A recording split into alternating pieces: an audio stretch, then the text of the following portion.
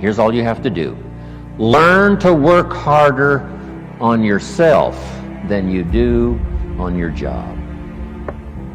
Once I understood that philosophy, it totally changed my life. Work harder on yourself than you do on your job. If you work hard on your job, you can make a living, which is fantastic. If you work hard on yourself, you can make a fortune, which is super fantastic. Success is something you attract by becoming an attractive person. Success is not something you pursue. Success is something you attract by the person you become, by becoming an attractive person. Never be satisfied with yourself. Always know that as you invest the effort and time on you, that's the greatest ability that human beings have above animals. See, a dog can't be anything but a dog. Tree can't be anything but a tree. Human being, you've got unlimited potential. You can put effort on you, and by concentrating on you and developing you, you can transform your life wherever you are right now. So you want to work on yourself. My dreams are first every day, then my wife, then my kids. I can take care of my wife and my kids now, would you agree? I abandoned this. This is the fuel for who I am. I abandon this dream, and then I can't take care of them. And then I'm going to tell them what? It's all right that you didn't win. No, it's not all right if you don't win. You need to win. How many of you need to win more? Okay? If you don't control your environment, folks, somebody else is going to control your environment. You guys that run teams and run organizations, if you do not control your environment, someone else will control your environment. You are being controlled in your environment right now. If you don't control your environment, it starts with me. When I was 45 years old, I'm like, I'm going to control my environment. I'm going to take every penny I have, all the energy I have, all the resources I have, and I'm going to improve me. If I got to go broke in the process, because I'm already broke. Look, if you're not fulfilled if you're not reaching your full potential every day, you're broke right now.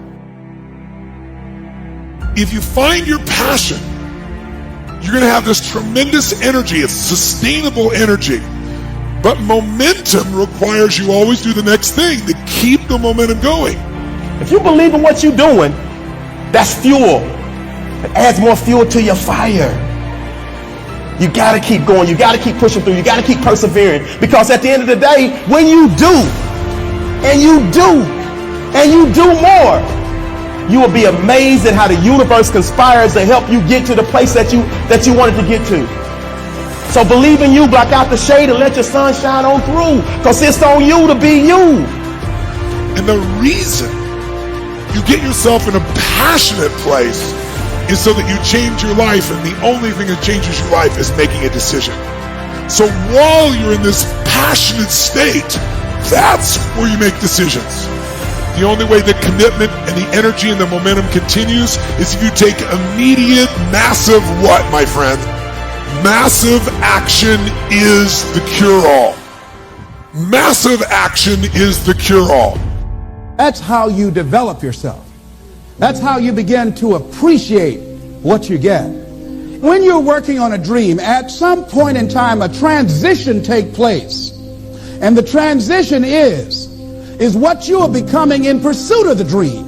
Because even if you don't get the dream, you become such a strong and powerful person. It will so change your life, you can look at something else and say, well, I think I'll go do this then. Because you have now developed yourself in such confidence and such competence in how to deal in the arena of life that you can move into another area and not miss a beat. Once you begin to discover who you are, then you really realize how you have been given authority and dominion over everything on the face of the earth, including all the dimensions of your life.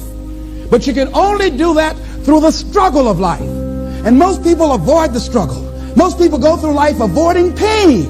And when you go through life like that, something in you dies. Something in you that you never activate is lying dormant in there, that you never get a chance to call on because you have not challenged yourself. Somebody said the land of familiarity belongs to the dead. That most people like to feel like they're a king in the area of their comfort zone. They only want to do those things that they know how to do well. Osborne said, unless you attempt to do something beyond that which you've already mastered, you will never grow. So if you want to begin to grow, you've got to put something out here that you can't reach easily, that has got to make you stretch, got to make you jump for it, got to make you get back a little bit and dig in so that you can take a leap for it. And maybe you jump up there and you miss it and you skin your knees and you come back again and you bust your lip next time. But you keep on, and through that process, you learn how to leap higher. You start challenging yourself to dig deeper, and then you discover some things about you that you don't know right now. Some talents that you have in you that you didn't know that you can do. If you want to begin to make your stuff happen for you, I think that it's very important that you start trusting yourself. Listen to yourself. Listen to that still small voice within you. Don't try and make everything logical. There's some things about life that defies logic, that you just can't explain how the outcome is going to be. I think that's why Paul said you've got to learn how to walk by faith and not by sight. That once you begin to trust yourself and your ideas and your instincts, life takes on a whole new meaning, because now I want you to do that feeling that you are led. Just feel, I am led. Ladies and gentlemen, don't give your power away. You don't need anybody to approve your dream. It was given to you. If they can't see it, it's because it wasn't given to them. It was given to you. Hold it, nourish it, cultivate it, work on it. It's yours. It's your baby. Work on it until it comes into fruition. I gave away my power and I said, I'm not going to do that no more. Here's something else for those who make it today. Do what you know is right. Treat people like you want to be treated. Don't try and take any shortcuts. Don't try and cheat. Pay your dues up front. I believe, ladies and gentlemen, what goes around comes around. You can pay now, or you will pay double later. So do the right thing.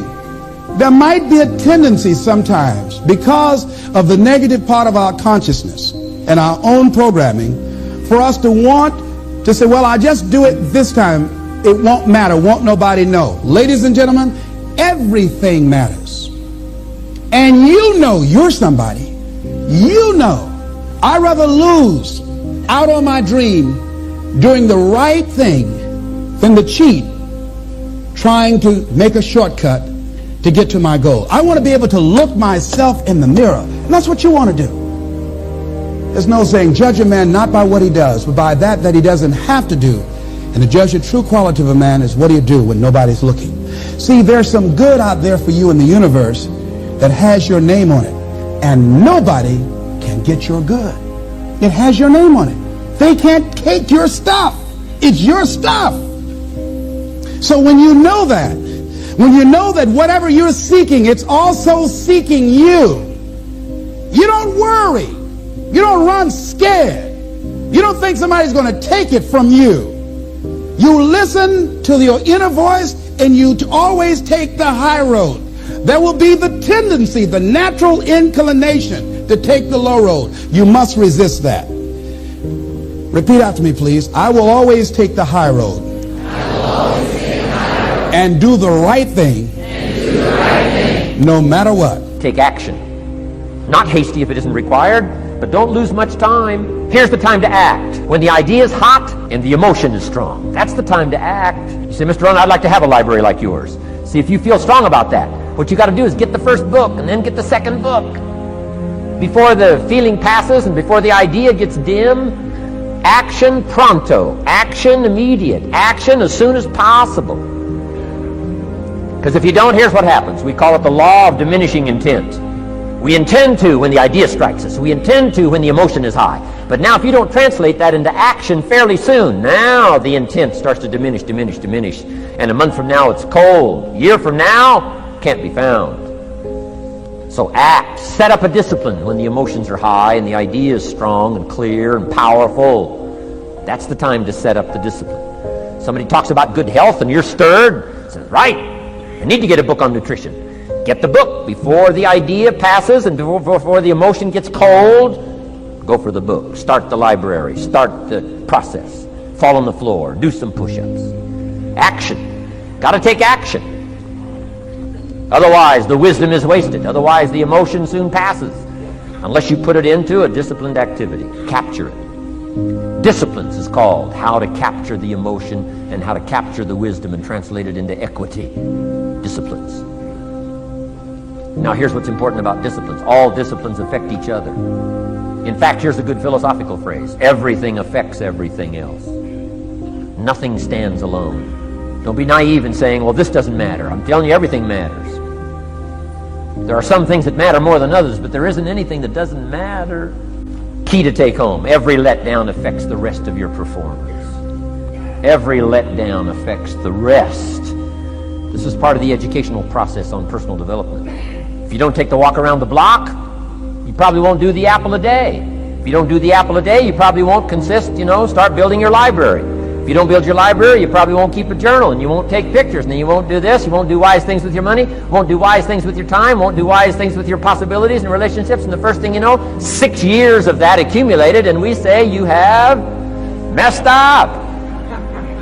So the whole key to reversing that process now is to start picking up these disciplines. Now here's the positive side. Every new discipline affects the rest of your disciplines. Every new one affects the rest.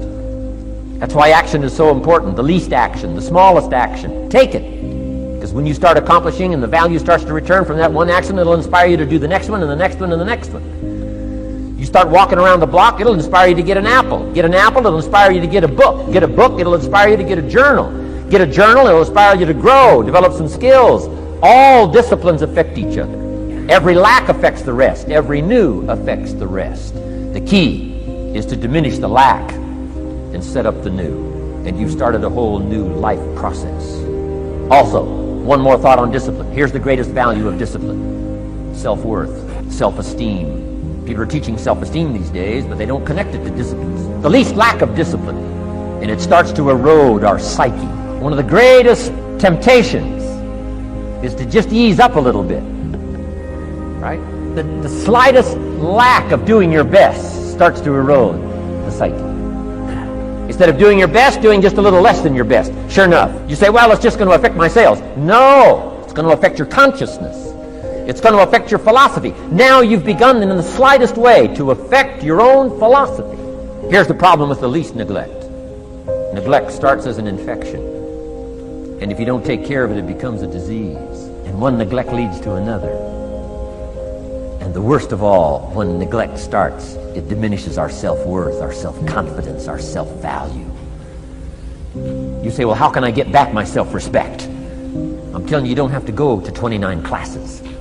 All you have to do is start the smallest discipline that now corresponds to your own philosophy, like I should, and I could, and I will.